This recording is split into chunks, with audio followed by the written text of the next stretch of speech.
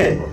সে যে দীর্ঘদিন ধরে মানবিক কার্যক্রম করে আসছিল, সে বলেছে ভাই আমার এলাকার সাধারণ মানুষ আপনাদেরকে দেখতে চায়, কথা শুনতে চায়, এবং তার সেই আবেগের সাড়া দিয়ে আমরা আজকে তার সেই মানুষদের সাথে, প্রিয়জনদের সাথে দেখা করার জন্য আজকে আমি এসেছি।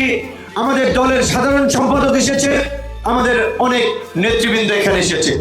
আপনারা জানেন যে এই জুলাই গণ অভ্যুত্থানে এই ছাত্র জনতার সাধারণ মানুষের যে বিরচিত ভূমিকা, বিশেষ করে একটা কথা না বললেই নয়, একটা কথা আছে আমাদের বরিশালের মানুষ ওইদিকে বলে দরজার গাছ গরুতে খায় না।